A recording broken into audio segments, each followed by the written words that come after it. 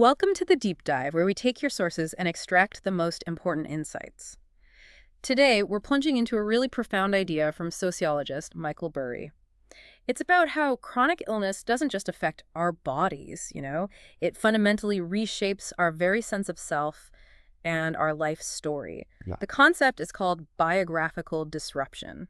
Yeah, it's fascinating. Burry's work, it's foundational in medical sociology, and it really pushes us to look beyond just the clinical diagnosis. Right. It forces us to consider the deep personal, social, and emotional shifts that come with chronic illness. Mm. So our mission today is really to understand this powerful concept, maybe explore some crucial challenges to it as well, Okay. and see just how relevant it still is, in our incredibly health-conscious modern world. So let's truly dig into what Burry meant by that. He proposed this back in 1982, that chronic illness isn't just a physical hurdle, it's a major disruptive experience.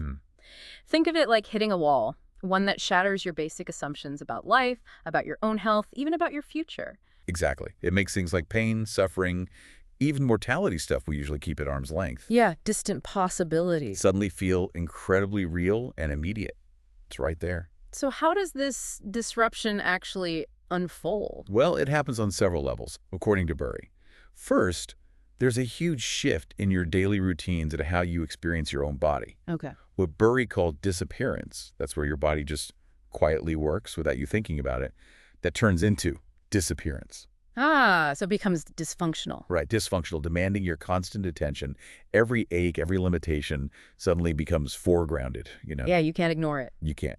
And secondly, it forces this fundamental reevaluation of your life story. It prompts these deep, often existential questions like, why me?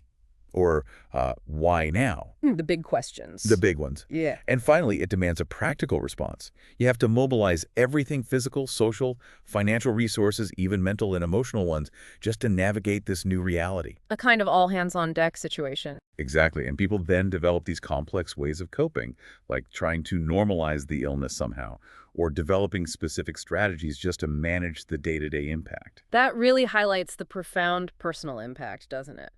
But like any big idea, Burry's concept hasn't gone unchallenged, has it? Where do the critiques come in? That's a really crucial point. Does focusing so much on disruption maybe hide as much as it reveals? How so? Well, for instance, Burry's original concept tends to assume an adult-centered model. It sort of struggles to explain individuals who were born with chronic conditions.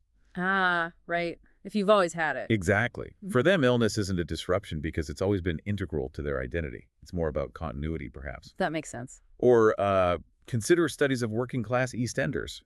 For some people, especially those who'd faced a lifetime of hardship, illness might just be seen as another normal crisis. So anticipated rather than shattering. Kind of, yeah. Imagine someone who's faced multiple job losses or family crises. Illness might just be another wave, not the tsunami that completely wrecks the narrative. Interesting distinction. And maybe surprisingly, for some groups, like HIV-positive men in certain studies, their diagnosis could actually reinforce existing identities, their activism, their community bonds, rather than totally disrupt them. So not always a shattering. Not always. Yeah. And we also see the flip side. Biographical disruption isn't just a consequence of illness. Sometimes really stressful life events can actually cause or trigger health conditions. The disruption comes first. Wow. So thinking about today, the paper suggests that in late modernity, we're all, maybe in a sense, living with a kind of constant self-imposed biographical disruption, even without a specific illness diagnosis. Precisely. That's a key insight. The sources suggest that in our modern world, our bodies and minds are continually problematized. What does that mean exactly? It means we're caught in this endless cycle of self-appraisal, self-improvement, fueled by everything from self-help culture to public health campaigns. Right, the constant pressure to be better, healthier. Yeah. This chronic reflexivity means we rarely get to just take our bodies or our emotional selves for granted anymore. We're always managing emotions, tracking health risks, revising our personal stories. But that sounds exhausting and potentially harmful. It can be. This can backfire, creating its own pathologies of reflexive self-control. Basically, mental and even physical issues born from this intense self-monitoring. Like what kind of issues? Think of panic bodies, where intense stress or anxiety manifests physically. as real aches or fatigue, Oh, yeah. or the worried, well, people who are objectively healthy but consumed by the fear of illness. Often tied to social anxieties too, right? Very often, yes. It really shows how our personal health experiences are just deeply intertwined with these broader societal pressures and expectations. So we've explored how chronic illness can disrupt, but also, maybe surprisingly, even reinforce a life story. Hmm. And how modern life itself kind of creates this constant pressure for ongoing biographical revision. Yeah, this deep dive leaves us with a really compelling thought, I think.